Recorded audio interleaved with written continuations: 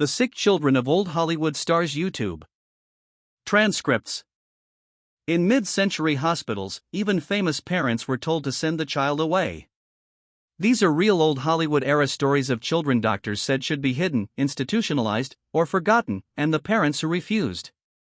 Music: William Christopher and Barbara Christopher. Ned Christopher. Ned Christopher was only a small child when his father, William Christopher, was beginning the role that would make him famous on MASH TV show. Even in toddlerhood, Ned showed signs that something was different. Music: he wanted to dress himself, and if his underwear did not feel right, he could erupt in rage. He hated being held and went stiff when people tried to cuddle him. He developed intense fixations and could recite names that startled adults around him. But despite all that, he still could not say his own, Music, name. As the years passed, he fell further behind other children. Music: the family went from one specialist to another and got wildly different conclusions. One said he was hopeless. Another said he was only a little slow and would, Music, catch up. It took years before doctors finally identified autism. One specialist gave advice that William Christopher never forgot. Music: since the boy was adopted, the doctor said, why not give him back? Christopher later repeated the exact comparison. You reached into a barrel and pulled out a bad apple. Why not put the apple back? William and Barbara Christopher refused. Instead, they raised Ned and eventually wrote Mixed Blessings, a book about life with their son and the choices they had made. Louis Armstrong and Daisy Parker. Clarence Armstrong. During a heavy rain in New Orleans, little Clarence, a child Armstrong was raising, wandered onto the wet rear gallery of their second-floor apartment. The wood was old and slick. Armstrong later said he and Daisy were in the front room listening to records when they suddenly heard crying. He ran to the back and saw the child climbing up the steps, Music, hurt and terrified, holding his head. Armstrong brought in the best doctors he could afford. They told him the fall had caused permanent damage. Clarence, he was, Music, told, would remain years behind other children mentally. Armstrong tried school after school. One Catholic school kept him for a while, then sent him home. At that point, Armstrong stopped chasing miracle answers and focused on the child in front of him. He created routines. He tried to teach basic reading, music, writing, and spelling. Whenever work took him away, he made sure someone was there to look after Clarence. When Armstrong moved north to Chicago, Clarence went, too. There, he attended a special school and, according to Armstrong, became known as one of the best athletes in the group, baseball, basketball, football, and around the neighborhood as Little Louis Armstrong. But stability remained fragile. Armstrong later described Clarence as nervous and easily frightened, especially in tense households where adults yelled around him. Eventually, he moved Clarence into another home where the boy felt safer. And Armstrong did not hide him. In 1949, he even brought Clarence onto live television, letting him say a few words on the Eddie Condon Floor Show. Tex Ritter and Dorothy Faye. Tom Ritter. Tom Ritter was born with cerebral palsy. Years later, his mother, Dorothy Faye Ritter, described the birth as catastrophic. She said she had suffered a serious traffic accident, that her back was broken, and that Tom had to be delivered by cesarean section. She described the moment in extreme terms, saying that both she and the baby had effectively been gone for 11 minutes. Whatever exactly happened in that delivery room, the consequences stayed for life. Music: as the boys grew up, Tom's disability became part of daily family life. His brother, John Ritter, later remembered that he often thought Tom was stronger than their parents believed. When Tom fell down, John would tell him to get up. He also taught him to play wiffle ball. Dorothy Faye later spoke of Tom not as a tragedy, but as proof that cerebral palsy did not erase a future. He grew into adulthood, studied at several universities, and in the early 1970s, even spent a summer in Washington working for the Senate Select Committee investigating Watergate. Music: Patricia Neal and Roald Dahl. Theodol. On December 5, 1960, 4-month-old Theodol was out in his pram in New York with the family nanny when a taxi struck the carriage. The baby suffered severe head trauma, including multiple skull fractures and brain injury. For about 2 weeks, he was kept in an oxygen tent while doctors fought to save him. He survived the first crisis. Then came the second. The injury led to hydrocephalus, a dangerous buildup of pressure and fluid on the brain. Surgeons implanted a shunt to drain it, but the device repeatedly failed. Over the following months, Theo underwent revision after revision as blockages returned and the pressure kept swinging. At times, those pressure changes even caused temporary blindness. When the family returned to Britain in early 1961, Theo's treatment continued under pediatric neurosurgeon Kenneth Till at Great Ormond Street Hospital. Roald Dahl, desperate to help, brought in Stanley Wade, an engineer and toymaker known for his precision work. Together, Wade, Dahl, and Till studied where the existing system was failing. Out of that crisis came the Wade-Dahl-Till valve, introduced in 1962 and later used in thousands of children. Music. The bitter irony was that Theo himself never needed the new device. By then, his condition had stabilized. But the accident that almost killed him ended up helping other families for years afterward. Jean Tierney and Oleg Cassini, Antoinette Daria Cassini. In 1943, Tierney was pregnant with her first daughter when she made a brief appearance at the Hollywood Canteen. Not long afterward, she came down with German measles, rubella. Their daughter, Antoinette Daria Cassini, was born on October 15, 1943. The consequences were devastating. Music. Daria was born with congenital rubella syndrome, a condition linked to deafness, cataracts, and profound developmental impairment. About a year after the birth, a former Marine approached her and reminded her that they had met at the Hollywood Canteen. Then the woman asked a chilling question. Had Tierney happened to get German measles after that meeting? She had broken quarantine to come. Tierney never forgot it. Daria lived much of her life in institutional care. Even after Jean Tierney and Oleg Cassini separated, her care remained a permanent responsibility written into the legal and financial arrangements that followed the marriage. She lived into old age, dying on September 11, 2010, just short of her 67th birthday. Leonard Goldenson and Isabel Goldenson, Janice Cookie Goldenson. Janice Goldenson, called Cookie by her family, was born in 1943 with cerebral palsy. Her younger sister later said Cookie's condition was severe and that the entire household revolved around it. Music. Leonard and Isabel Goldenson quickly discovered what countless parents of disabled children were learning in those years. There were few specialists, little guidance, and almost no system built to help families.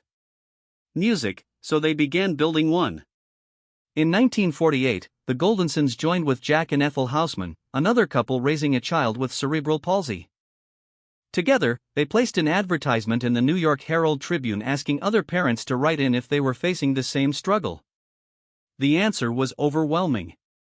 Hundreds of families responded. By August 12, 1949, a national cerebral palsy organization had been chartered, Music, bringing scattered local efforts under one umbrella. Soon, television was being used to raise money and public awareness. In 1950, United Cerebral Palsy launched an early telethon, pushing the issue into millions of American homes. Cookie herself never outgrew the diagnosis. She died in 1973, still young. Charlotte Ray and John Strauss, Andrew Andy Strauss. When Andy Strauss was still very young, Charlotte Ray felt that something was wrong, but she could not name it. While pregnant with her younger son, she took Andy for evaluation. The doctor examined him and told her to come back after the baby was born. When she returned, the verdict was blunt. Her son, the doctor said, was autistic. Music. Ray later recalled that she misheard the word and answered, "He's artistic." The doctor corrected her, "No, autistic." Then came the next blow. "Wait another year," he said, "and if Andy had not improved by 6, institutionalize him." Music. Charlotte Ray refused. She and her husband looked for schools, programs, music, anything that might help. A minister found a school for Andy near 12th Street and 5th Avenue. The tuition was $2,000 a year, a major burden at the time. Even getting him there became its own crisis. Ray eventually stopped working so she could focus on Andy and his brother, then began organizing and protesting for transportation so disabled children could get to school. Music. Later in life, she described Andy's condition in severe terms and spoke openly about how hard those years became. At 16, she said, he ended up in the juvenile ward at Bellevue because he was considered unstable and dangerous. Anna Magnani, Luca Magnani. Luca Magnani was born in Rome in October 1942.